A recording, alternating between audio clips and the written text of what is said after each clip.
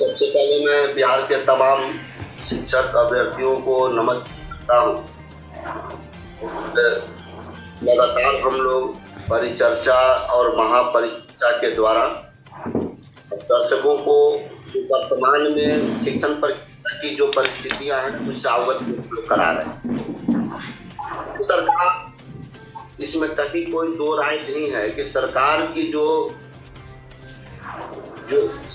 सरकार की जो मंशा है वो बिल्कुल इस बहाली को भी लंबी अवधि तक ले जाना चाहती है। मैं उसका पहले उस परिस्थिति पर मैं चर्चा करूंगा, उसके बाद उससे जो प्रभावित हो रहे हैं हमारे जो अभ्यर्थी उस पर भी मैं आऊंगा। जैसे कि मैं कुछ टेक्निकल बातें बता रहा हूँ, उसको गौर किया जाए। जैसे मान लीजिए कि 31 अक्टूबर तक हम सर्टिफिकेट का वेरिफिकेशन करा लें। आपके चैनल के माध्यम से माननीय शिक्षा मंत्री जी और अपर मुख्य सचिव महोदय, प्राथमिक शिक्षा निदेशक महोदय, मैं कुछ प्रश्न पूछना जी। सबसे पहले मेरा ये पहला प्रश्न है कि सर आपने 31 अक्टूबर को जो अपने टाइम बाउंडिंग किया कि 31 अक्टूबर तक हम सर्टिफिकेट का जांच करा लेंगे और उसके बाद नियुक्ति पत्र देने का प्रयास, लेकिन अभी 38 जिला में बिहार में मात्र 20 या 22 जिले ऐसे हैं जहां पर वो अपने जिला में कोषांग का गठन कर लिए हैं या अपने जो विशेष दूत है उनका नाम का घोषणा किया और वहां पर कार्य शुरू किया गया है। अभी बहुत से ऐसे जिले 38 जिला में जो अब तक काम ही शुरू नहीं किया है। मैं एक छोटा सा सरकार की जो तत्परता है उसका मैं एक उदाहरण पेश करना चाह रहा हूँ और सरकार से मेरा ये सीधे शिक्षा मंत्री से भी ये सवाल मेरा कि सर आप बोले कि 31 अक्टूबर हम सर्टिफिकेट का वेरिफिकेशन करा देंगे और अभी आपका 20-22 जिला छोड़ करके बाकी जिलों में अभी न कोषांग का गठन हुआ है, नहीं वहां पर जो विशेष दूत भेजने वाले हैं उनका नाम की घोषणा आपने की है और ना ही उस जिला के जो चयनित अभ्यर्थी हैं उनका नाम तक की अपने लिस्ट नहीं तैयार की है और आप कह रहे हैं कि 31 अक्टूबर तक वेरिफिकेशन करा लेंगे। पहली बात, मैं बार-बार सरकार से ये कह रहा हूँ कि कोई भी बात आप तो उसका कुछ आधार होना चाहिए। बिना आधार की आप लोग आश्वासन देते रहते हैं, हम लोगों को गुमराह करते हैं और ये जो गुमराह करने की जो पार्टी है ये बहुत लंबी अवधि से आप लोग आ रहा है, तो ये सब बंद कीजिए और जो हकीकत चीजें हैं उसका सामना करते हुए और हम लोगों को हकीकत से अवगत कराइए या रूबरू कराइए। दूसरी चीज है तीसरे चरण की बात है। 15 दिसंबर से आपको डेडलाइन बताया कि 15 दिसंबर से तीसरे चरण की काउंसलिंग करेंगे। एक तरफ आप कहते हैं कि 31 अक्टूबर तक हम सर्टिफिकेट वेरिफिकेशन करा लेंगे, दूसरी तरफ जब हम लोग सचिवालय में मिलने जाते हैं तो उधर आप कहते हैं कि तीसरे चरण की काउंसलिंग होगा, उसके बाद सर्टिफिकेट को हम ये सर्टिफिकेट का वेरिफिकेशन कराएंगे, नियुक्ति पत्र देंगे। तो ये कहना क्या चाहते हैं? कभी कहते हैं कि 31 जांच कराएंगे, कभी कहते हैं कि तीसरे चरण का हो जाएगा तब हम नियुक्ति पत्र देंगे। तो इस तरह की जो अब तक सरकार के द्वारा तो ये ठगने की जो लोगों ने परिपाटी बना रखी है, इसको आप लोग छोड़िए और हकीकत का सामना कीजिए। और हम तो यही कहते हैं कि जो वर्तमान में हमारे जो शिक्षक अभ्यर्थी हैं, चाहे जिनका चयन हुआ है और जिनका चयन नहीं हुआ, ये दोनों काफी परेशान हैं। जिनका चयन नहीं हुआ वो चयनित अभ्यर्थी से ज्यादा परेशान है क्योंकि उनको कहीं ना कहीं ये दिख रहा है कि पता नहीं मेरा कहाँ होगा नहीं होगा। उसमें भी सरकार की तरफ से जो रवैया अपनाया जा रहा है वो काफी दुर्भाग्यपूर्ण है। आप जो है चाहते तो ये तीसरे चरण की काउंसलिंग वो अगस्त महीने में ही होगी। 22, 23 और 24 का लगा था।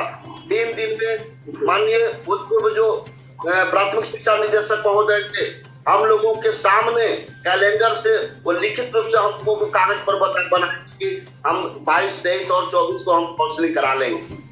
लेकिन तो अभी तक चुनाव का बहाना लेकर के, केस का बहाना लेकर के और इस तरह से लगातार हमारे बच्चों को गुमराह कर रहे हैं। अभी भी आप गुमराह कर रहे हैं। किस आधार पर आप कहते हैं 31 अक्टूबर को हम सर्टिफिकेट का अभी आपकी शुरुआत नहीं हुई है। दूसरी चीज है कि अमित जी ने बहुत अच्छी बात बताई थी पिछले वीडियो में, परिचर्चा में उन्होंने कहा था कि यहाँ के जो बिहार शरीफ के या शेखपुरा का शायद वहाँ के स्टाफ लोग गए थे और सीटेट का सर्टिफिकेट को सारा लिस्ट लेकर के गए थे और वहां पर उन्होंने कहा कि सर्टिफिकेट का जांच करा दीजिए। तो वहां के जो पदाधिकारी थे उन्होंने कहा आप हमें दे दीजिए, हम आपको रिसीविंग कर लेते हैं और आप चले जाइए, आपको हम चिट्ठी के माध्यम से, पत्र के माध्यम से आपको अवगत कराएंगे। और कब कराएंगे इसकी कोई गारंटी उन्होंने नहीं दी। तो यह बताइए कि सीटेट का सर्टिफिकेट जांच कराने की स्थिति है तो आप गौर कीजिए कि यूनिवर्सिटी का जो सर्टिफिकेट होगा, जो हमारे जो बिहार राज्य से बाहर के जो राज्य हैं उनको कैसे कराएंगे आप? वहां भी मैट्रिक, इंटर, ग्रेजुएशन, बीएड और शिक्षक पात्रता परीक्षा उसकी भी आपको वेरीफाई कराना है, तो कैसे कराएंगे आप?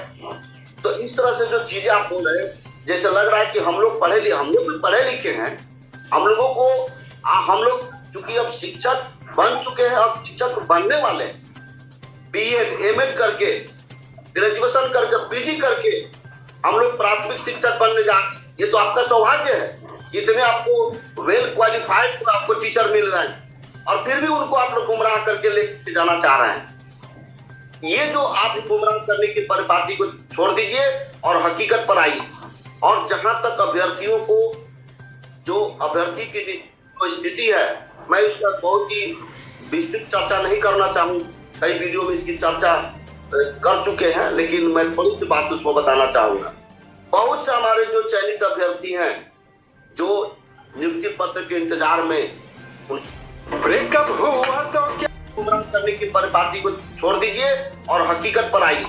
और जहां तक अभ्यर्थियों को, जो अभ्यर्थी की जो स्थिति है, मैं उसका बहुत ही विस्तृत चर्चा नहीं करना चाहूँ, कई वीडियो में इसकी चर्चा कर चुके हैं, लेकिन मैं थोड़ी सी बात उसको बताना चाहूंगा। बहुत से हमारे जो चयनित अभ्यर्थी हैं जो नियुक्ति पत्र के इंतजार में, उनका देहांत हो गया, उनकी मृत्यु हो गई है। बहुत से ऐसे अभ्यर्थी हैं जिनका जो है आपको पता होगा कि मेगा सूची में नाम आया हुआ था, काउंसलिंग कराने के इंतजार में हम लोगों को छोड़ करके इस दुनिया से चले गए। बहुत से ऐसे अभ्यर्थी हैं जिनके घर की इतनी स्थिति दयनीय है कि हमसे कॉल करके हमारे साथ वो बैठ के घंटों रोते हैं कि सर हम क्या करें, हमारा सर्टिफिकेट सरकार ने जब्त कर लिया है और हम सर्टिफिकेट के बिना, आज देखिए पेपर में निकला है, आप पेपर में पढ़े हैं ना कि अब प्राइवेट स्कूल में भी अगर टीईटी और सीटेट का जो प्रमाण पत्र आप नहीं पढ़ा सकते जी, तो तब प्राइवेट स्कूल में जब इस तरह के क्राइटेरिया बनाया गया और वहां पर आप सर्टिफिकेट जमा कर लिए, तो किस आधार पर हम लोग प्राइवेट स्कूल में पढ़ाएंगे? किस आधार पर हम लोग अपना प्राइवेट जो फैक्ट्री है या कंपनी में छोटी मोटी नौकरी करके अपने परिवार का भरण पोषण करने वाले जो हमारे शिक्षक अभ्यर्थी थे, वो बेचारे जौन स्थिति, उनकी स्थिति खराब हो गई है कि उसका वर्णन करना काफी मुश्किल है। और माननीय शिक्षा मंत्री जी सिर्फ आश्वासन देते रहते हैं, कभी 15 अगस्त, कभी दीपावली। अभी लगातार 2-3 दिन से उनका पेपर में ये चल रहा है स्टेटमेंट, और ये भी स्टेटमेंट क्यों चल रहा है उसका भी मैं कारण बता दे रहा हूँ। अभी 2 उपचुनाव होने वाले और ये तो 2 उपचुनाव के कारण ये इस तरह का स्टेटमेंट तो दे रहे हैं कि हम बहुत जल्दी करेंगे, बहुत जल्दी काउंसलिंग करा लेंगे, और जैसे ही चुनाव समाप्त होगा फिर वो बिल्कुल ही स्थिर रूप से बैठ जाएंगे, हमको पता है। और एक बहुत ही जिम्मेवार पर्सन है, सशक्त शिक्षा मंत्री हैं, प्रभावशाली शिक्षा मंत्री हैं और माननीय मुख्यमंत्री जी के काफी नजदीकी हैं। इनकी बातों को माननीय मुख्यमंत्री जी भी मानते हैं, तो फिर इनको क्या दिक्कत हो रही है? आप तीसरे चरण की काउंसलिंग जल्द कराइए और नियुक्ति पत्र का वितरण की बात कर रहे हैं तो आप उसको कराइए। और सीटेट और बीटेट, ये 2 सर्टिफिकेट का वेरीफाई आप चाहेंगे तो ऑनलाइन भी हो सकता है, उसमें क्यूआर कोड है, क्यूआर कोड से सारा चीज पता चल जाता है। और हम लोगों से जरूरत पड़े तो हम लोगों से आप एक एफिडेविट ले लीजिए और एफिडेविट लेकर के और हम लोग को नियुक्ति पत्र दीजिए और स्कूल में योगदान कराइए, ताकि हम जो बिहार की जो गुणवत्तापूर्ण शिक्षा उसको हम लोग सरकार को सहयोग कर सकते। बस मुझे अभी इतना ही काम है। मैं सुप्रिया प्रीतम मैम के पास जाना चाहूँगा। मैम, आप अपनी सॉन्ग के माध्यम से लगातार सरकार पे उदासीन